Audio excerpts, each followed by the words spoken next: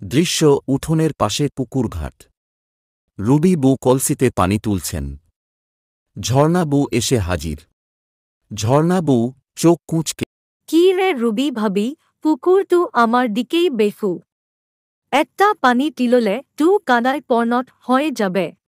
Ruby বউ হাসি ঠাট্টায়, আরে ওটা তোমার দিক মনে করলেই তো হয় না। এই পুকুরটা তো আমরাই বাপের বাড়ি থেকে পণ হিসেবে এনেছিলাম।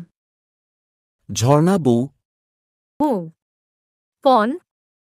তা তোমার বাপ কি পুরো পিকুরাই দিল?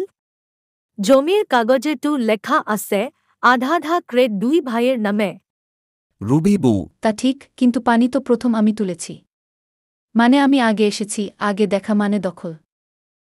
ঝর্ণা বউ আহা, তাইলে আমি কাল রাতেই এসে স্নান করে গেছি, তখন তো তুমি ছিলে না।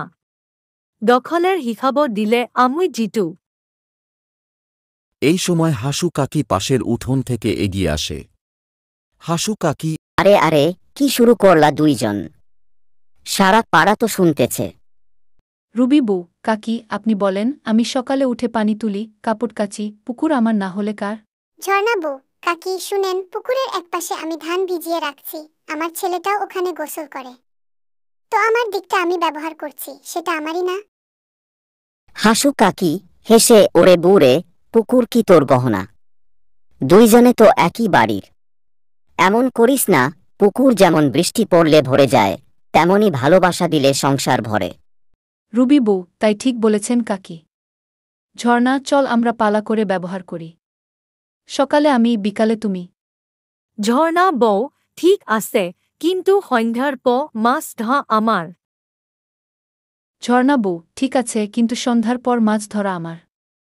রুবি বউ, হা হা, ঠিক আছে, কিন্তু যদি তুই মাছ বেহু ধৈর্য ভাগ করে নিবি। হাসু কাকি, এই হইল কথা। এখন যাও, দুজনে পাট চুবাও, আমি বসে চা খাই। শেষ দৃশ্য, দুই বউ একসাথে কলসি হাতে হাসতে হাসতে পুকুর ঘাটে চলে যাচ্ছে।